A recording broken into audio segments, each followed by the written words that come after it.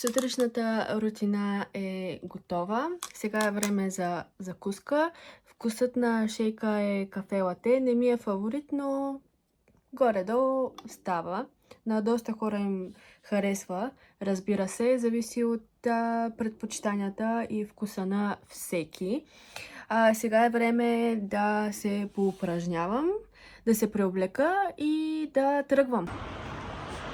Навън е -5. Страхотен стоте. Добре, че поне пече слънце. Та малко омекотява, но просто всичко е замръзнало, както виждате. Стигнах Бирмингам. Няма никакви изгледи да става по-топло. Ужас.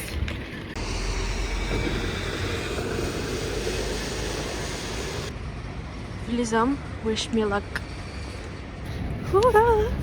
Взех си теста!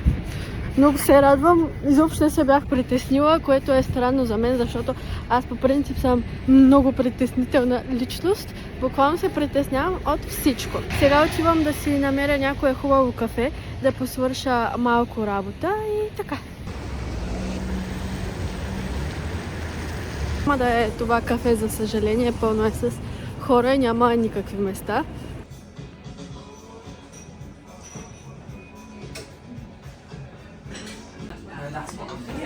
Втори опит, успешен. Сега е време за малко работа, но преди това кафе и поридж.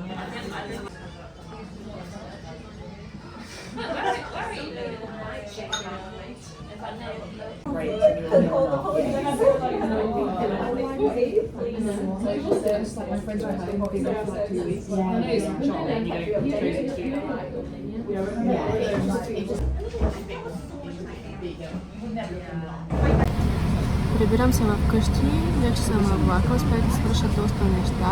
Тирах по-голямата част от влога, който ще видите този понеделник, който идва. Влогът е за какво съм изготвила за първи вечер. Получава се между другото доста добре, надявам се да ви хареса. Сега се прибирам към вкъщи. Ще изчакам моя приятел Митко и Марката да ме вземат вкъщи, да отидем да напазаруваме.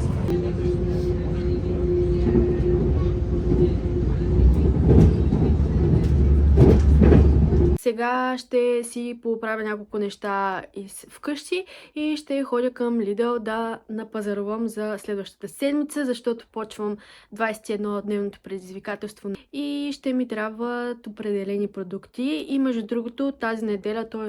утре, ще имаме meal prep готвене на живо с Йоана и трябва да си купя продуктите за него. Имам да си призная нещо, малко може да ме хейтнете.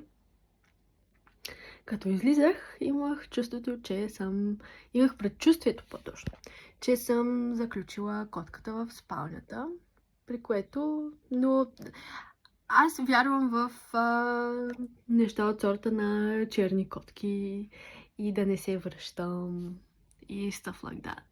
Та, си казах, няма да се връщам, защото бях на прага. И се прибрах и познайте какво, котката беше в спалнята, затворена. Но като влязох беше топло, не мирише на знаете какво. Та май просто си е спала.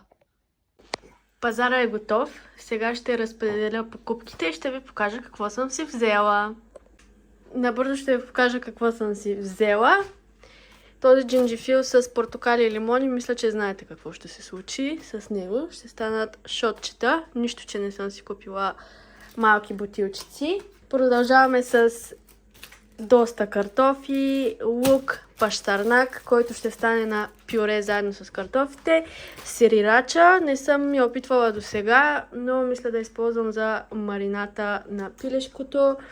Имаме тиквички, които ще използваме като сос с котиджа и песто към тази паста, която е с нахут. И си взех още една, която е с леща. И имаме тофу и други вегетариански вкусотийки. И общо взето това е пилешко яйца, авокадо, нормалните неща. Сега се поправих и секунда да не ме чуе. Нашият приятел Митко е вкъщи.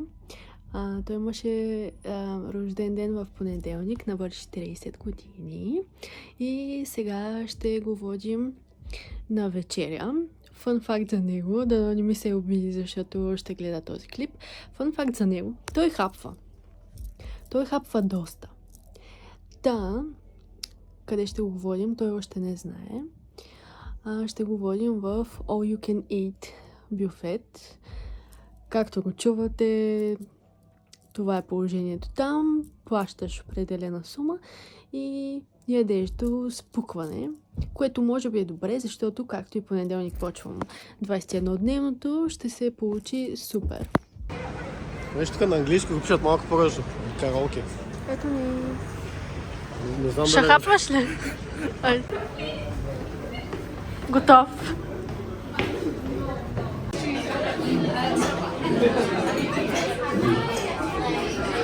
Ще хапваме ли?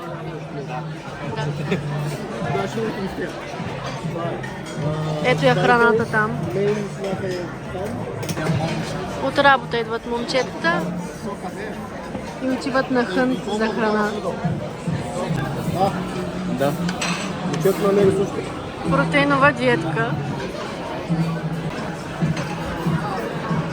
Дойдоха и напитките. Не бе честно.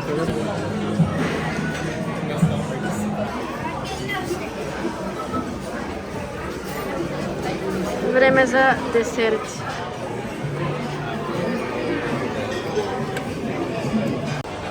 Има машина за сладолед.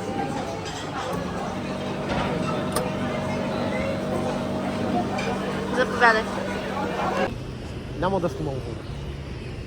Аз влога няма да го снимам. Не. Аз ще го снимам. Не. Ти просто можеш да кажеш Не. дали се наяде. Аз за влога няма да го кажа, окей? Мислех, че сме приятели. От тях седнах да ям, так му ще хапвам и те ме изгониха. Чакай. Бива ли такова нещо? Аз ще умра гладен на това бюфет. Какви неща. Абе, мисля, че хората са видяли по колко че ни изядохме. Едно гръцко сега да седим да хапнем, ти казваш не. Сега отиваме на следващата локация. Било и лошо, защото яла много. Глупости. Да, много лошо. Между другото ми е лошо. А то ми стана лошо след десерта. А представи си, ако бях изяла и втория сладолед, Ако беше изяла две пържоли? Две пържоли, ако беше изяла, като си помисля за храна и ми става лошо. Мисли си. Не искам. Сега един Макдоналдс като дадем ще видиш. Гнус! Може да му сложиш.